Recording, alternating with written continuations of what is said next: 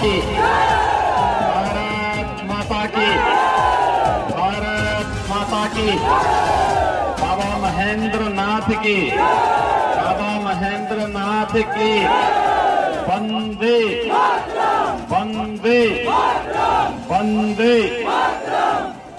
आज की इस चुनावी सभा में उपस्थित बाबा महेंद्रनाथ मंदिर के श्री महंत गिरी जी महाराज, लोकप्रिय सांसद माननीय श्री जनार्दन सिंह सिग्रीवाल जी,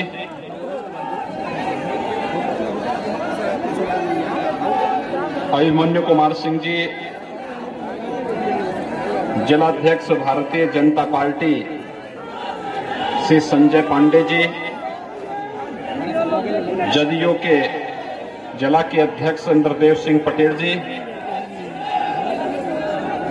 माननीय विधायक उत्तर प्रदेश विधानसभा श्री राघवेंद्र प्रताप सिंह जी,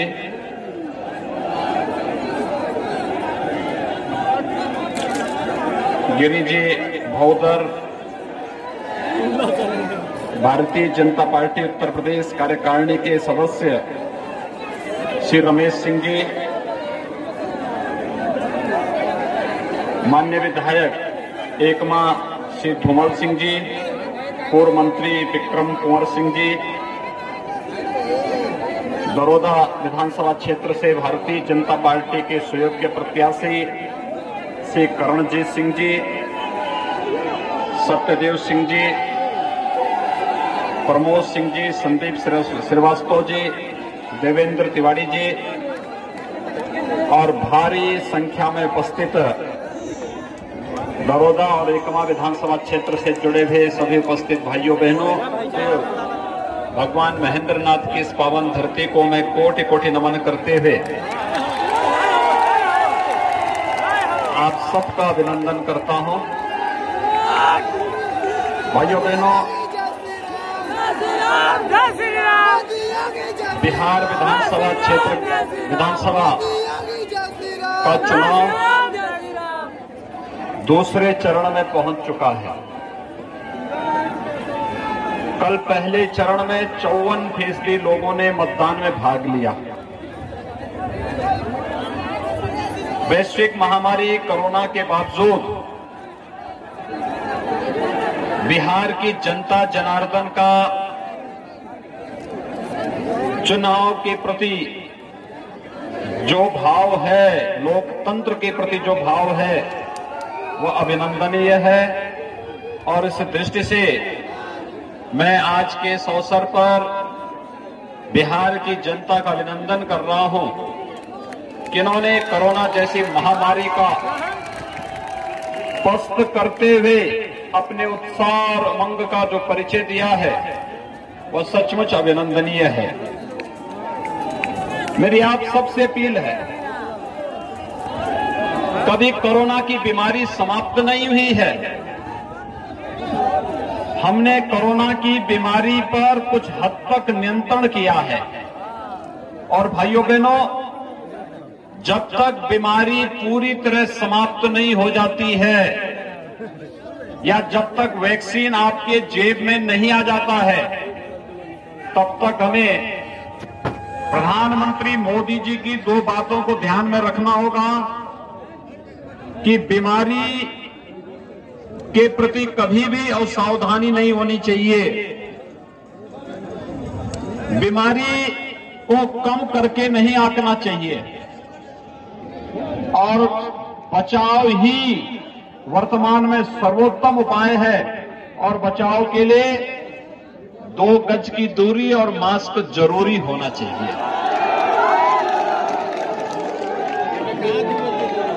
मैं कोरोना कालखंड के दौरान जब लॉकडाउन प्रारंभ हुआ था, तो भाइयों बहनों, लॉकडाउन के दौरान मैंने इस बात को देखा, बड़ी मात्रा में महाराष्ट्र से, पंजाब से, दिल्ली से उत्तर प्रदेश और बिहार के कामगार श्रमिकों को, नौजवानों को अपना रोजी रोजगार छोड़ करके अपने गांव घर के लिए वापस आने के लिए मजबूर होना पड़ा था। और उस दौरान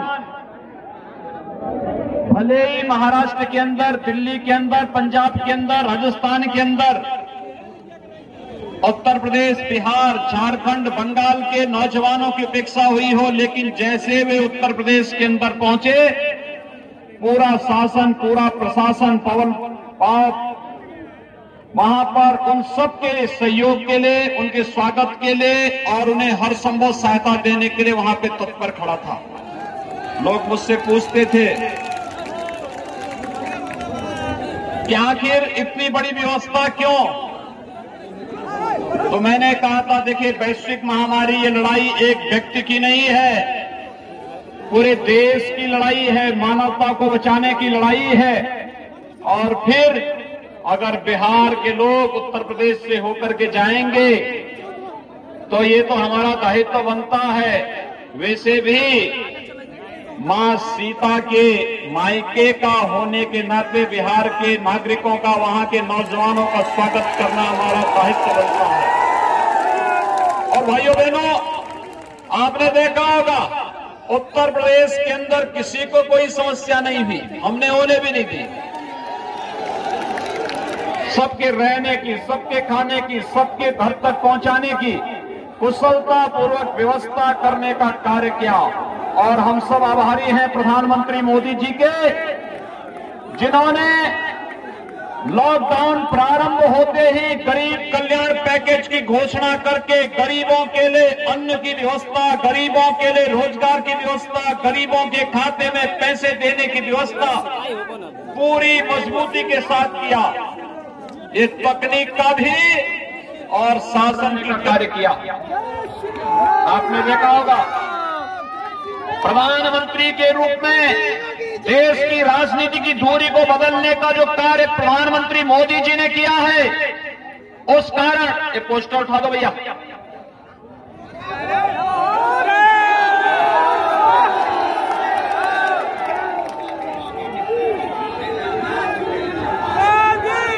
आपने देखा होगा 6 वर्ष पहले आपने देखा होगा 2004 से 2014 तक इस देश के अंदर कांग्रेस के नेतृत्व में यूपीए सरकार कार्य कर रही थी। तब राजद भी उनके साथ में था, ये कम्युनिस्ट भी उस समय इनके साथ में थे। और तब इन्होंने नित्य नए घोटाले इनके सामने आते थे, कभी स्पेक्ट्रम घोटाला, कभी कोयला घोटाला, कभी कॉमनवेल्थ घोटाला, कहीं पर कोई अन्य घोटाला। और ये घोटालों पे घोटाले नए करते करते इन्होंने देश के सामने विश्वसनीयता का एक संकट खड़ा किया। ये वही लोग हैं, चाहे वो कांग्रेस हो, चाहे वो राजद हो, इनमें केवल इनके लिए परिवार ही देश है। परिवार के बाहर नहीं सोच सकते और एक परिवार को लूट खसोट करने की खुली छूट मिले, इसके लिए इन्होंने पार्टियां गठित की हुई हैं। भाइयों बहनों, ये वही लोग हैं जो नारा लगाते थे इस देश के संसाधनों पर पहला अधिकार, किसी मजहब विशेष के बारे में कहते थे कि इस देश के संसाधनों पर इनका अधिकार है। कहां ले गए थे देश को? और आज तो जब 2014 में प्रधानमंत्री के रूप में मोदी जी आए, तो मोदी जी ने पहली बात कही थी, देश के संसाधनों पर इस देश के गरीबों का अधिकार है, इस देश के गांव का अधिकार है, नौजवानों का अधिकार है, किसानों का अधिकार है, महिलाओं का अधिकार है। और इन सब के उत्थान के लिए हम कार्य करेंगे। एक एक के लिए कार्य योजना उन्होंने बनानी प्रारंभ की। गरीबों के लिए प्रधानमंत्री आवास योजना, आप याद करिए, प्रधानमंत्री आवास योजना के अंतर्गत पिछले 6 वर्षों के दौरान 3 करोड़ गरीबों का एक आवास बना है। 4 करोड़ गरीबों को विद्युत के निःशुल्क कनेक्शन मिले हैं। 8 करोड़ गरीबों को रसोई गैस के कनेक्शन मिले हैं। भाइयों बहनों, देश के अंदर 10 करोड़ गरीबों को एक एक शौचालय मिला है। 12 करोड़ किसानों को प्रधानमंत्री किसान सम्मान निधि का लाभ मिला है। 15 करोड़ नौजवानों को प्रधानमंत्री मुद्रा योजना में आर्थिक स्वावलंबन का लाभ मिला है और 35 करोड़ गरीबों का जनधन अकाउंट खोला गया और 50 करोड़ गरीबों को 5 लाख रुपए सालाना आयुष्मान भारत में स्वास्थ्य बीमा का कवर देने का कार्य प्रधानमंत्री मोदी जी ने किया। कोई गरीब न उनकी जाति है, न मत है, न मजहब है, न क्षेत्र है, न भाषा है। प्रधानमंत्री मोदी जी ने तो एक ही कहा, हम सहयोग करेंगे सबका, कल्याण करेंगे सबका, न जाति के आधार पर, न क्षेत्र के आधार पर, न भाषा के आधार पर, न मत और मजहब के आधार पर, सबका साथ, सबका विकास का भाव देश के अंदर विकास के पथ पर अग्रसर करने के लिए करेंगे। और भाइयों बहनों, प्रधानमंत्री मोदी जी के गरीब कल्याण के इसी कार्यक्रम का कार्य किया। आपने देखा होगा, प्रधानमंत्री के रूप में देश की राजनीति की धुरी को बदलने का जो कार्य प्रधानमंत्री मोदी जी ने किया है, उस कारण एक पोस्टर उठा दो भैया।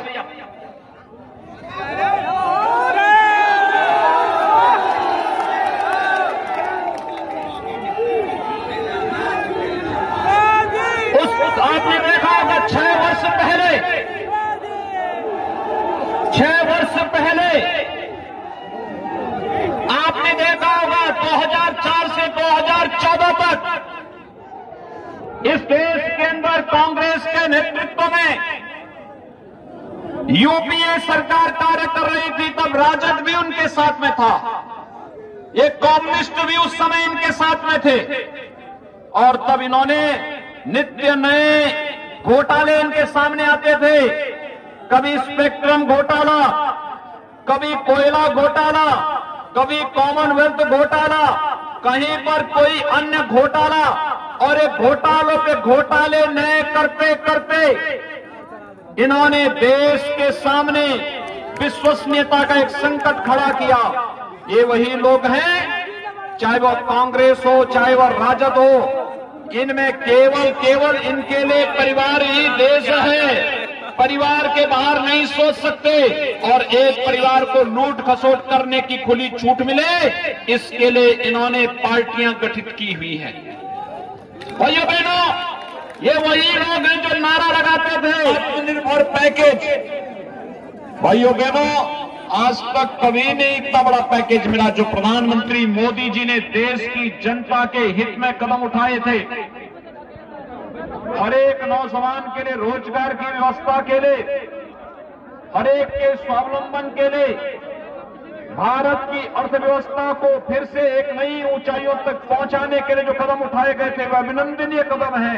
और आज उसी का परिणाम है कि आपकी दृढ़ इच्छा शक्ति के सामने कोरोना परास्त हो रहा है, पस्त हो रहा है और भारत विजयी और मुद्रा में आगे बढ़ते हुए जा रहा है। जैसे बिहार के नौजवानों के उमंग ने, उत्साह ने कोरोना को पस्त किया है, भाइयों बहनों, ऐसे ही जातिवादी और वंशवादी ताकतों को बिहार के अंदर फिर से पस्त किए जाने की आवश्यकता है। और उन्हें पस्त करने के लिए आप सबका आह्वान करने के लिए मैं आपके बीच आया हूं। हम सब जानते हैं, आज से 15 वर्ष पहले बिहार के सामने अपनी पहचान को छुपाने की एक मजबूरी आ गई थी। पहचान का एक संकट खड़ा कर दिया था कुछ लोगों ने। कौन ये लोग थे? ये लोग वही थे जो आज फिर से रोजगार का झुंझुना पकड़ा करके जनता की आंखों में धूल झोंकना चाहते हैं। याद करिए, 15 वर्ष पहले इनके जंगल राज को जब इन्होंने जाति के नाम पर परिवारवाद की राजनीति को बढ़ावा दिया और परिवारवाद के नाम पर भ्रष्टाचार को बढ़ावा देकर के बिहार में जंगल राज की स्थिति पैदा कर दी थी और लगाई।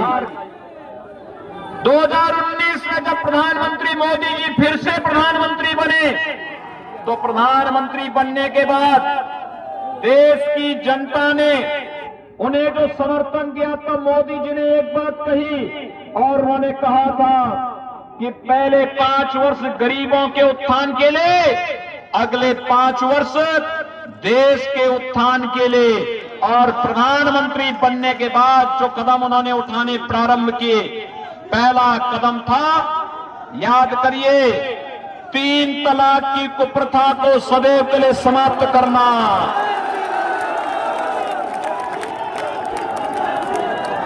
ये 3 कुप्रथा, ये केवल नारी गरिमा के ही प्रतिकूल नहीं था, बल्कि आधी आबादी को अपमानित करने की कुत्सित चेष्टा, स्वयं की पहचान को छुपाने की एक मजबूरी सामने आ चुकी थी। भाइयों बहनों, पिछले 15 वर्षों के दौरान श्री नीतीश कुमार जी के नेतृत्व में विकास और सुशासन की जिस यात्रा को बिहार ने तय किया है, यही एक समृद्ध और खुशहाल बिहार का मार्ग प्रशस्त करता है। और इसी खुशहाल और समृद्ध बिहार के लिए आपका आह्वान करने के लिए आज विशेष रूप से मुझे आपके बीच में यहां आने के लिए मजबूर होना पड़ा है। भाइयों बहनों, बिहार अपनी युवाओं की ऊर्जा के लिए जाना जाता है। बिहार यहां के नौजवानों की प्रतिभा को दुनिया मानती है। यहां के नौजवानों की ऊर्जा और यहां के नौजवानों की पूरी प्रतिभा आज दुनिया उसका लोहा मानती है। लेकिन भाइयों बहनों, ये जातिवादी और परिवारवादी ताकतों ने बिहार की इस पहचान को, बिहार के युवाओं की इस ऊर्जा को, इस प्रतिभा को पूरी तरह कुंद करने का कार्य किया। लेकिन आज एक बार जब विधानसभा के चुनाव हो रहे हैं, तो मैं आप सबका आह्वान करना चाहता हूं। आज आपके सामने कांग्रेस और राजद के लोग तमाम प्रकार की ताकतों के साथ, जो समाज के विरोधी हैं, जिनके द्वारा हिंसा और हिंसा के अलावा कोई दूसरा उनके सामने कोई दूसरा मार्ग नहीं, उन लोगों के साथ गठजोड़ करके जैसे फिर से यहां की विकास को बंधक बनाना चाहते हैं, उसी पर आपका आह्वान करने के लिए मैं आपके बीच आया हूं। आपने 6 वर्ष पहले प्रधानमंत्री के रूप में मोदी जी का चयन किया, और जब मोदी जी देश के अंदर लोग यहां पर उपस्थित हुए हैं, और इसमें भी 90 से 95% तो युवा है। ये युवाओं की ऊर्जा, जिस देश के अंदर और जिस प्रदेश के अंदर इस प्रकार की युवा ऊर्जा हो, वो पीछे रह ही नहीं सकता, हो तो आगे ही आगे जाना है। और बिहार नित्य निरंतर प्रगति के पथ पर जिस विश्वास के साथ बढ़ रहा है, उस विश्वास के लिए आवश्यक है अच्छे प्रतिनिधियों को हम चुनाव जिता करके भेजें और अच्छी पार्टियों के हाथों में प्रदेश की बागडोर हम सौंपें। और इस दृष्टि से भारतीय जनता पार्टी ने दरोदा विधानसभा क्षेत्र से श्री करणजीत सिंह जी को भारतीय जनता पार्टी ने प्रत्याशी बनाया है, और एकमा विधानसभा क्षेत्र से श्रीमती सीता देवी जी को जदयू ने यानी एनडीए ने अपना प्रत्याशी बनाया है। मेरा आप सबसे अपील होगा, एनडीए के प्रत्याशी जहां कहीं भी लड़ रहे हैं, भाजपा हो, जदयू हो और अन्य हमारे सहयोगी दल हैं, इन सभी के प्रत्याशियों को, भारतीय जनता पार्टी और सहयोगी दलों के प्रत्याशियों को उनके चुनाव चिन्ह पर भारी बहुमत से विजयी बनाने की अपील आप सबसे करने के लिए मैं आज आपके बीच आया हूं। इतनी भारी संख्या आपकी है, इतनी भारी संख्या में आप लोग उपस्थित हुए हैं। आपके पास स्मार्टफोन होगा, भाइयों बहनों, अपने स्मार्टफोन का इस्तेमाल करते हुए नातेदार, रिश्तेदार, मित्रगण, शुभचिंतकगण, इन सबको एसएमएस करके, फोन करके और आवश्यकता पड़ती छोटी छोटी टोली बना करके घर घर जा करके कि विकास और सुशासन में बिहार में नीतीश जी के नेतृत्व में एनडीए की सरकार बननी आवश्यक है, जिससे भारत सरकार के माध्यम से मोदी जी और बिहार के माध्यम से नीतीश जी मिलकर के विकास की प्रक्रिया को तेजी के साथ आगे बढ़ा सके, यह अपील करते हुए मैं आप सबका आह्वान करता हूं 3 नवंबर को भारी बहुमत से बीजेपी, जदयू और सहयोगी दलों के प्रत्याशियों को भारी बहुमत से विजयी बनाने की अपील आप सबसे करते हुए वाणी को देता हूं विराम। जय जय श्री राम, जय जय श्री राम।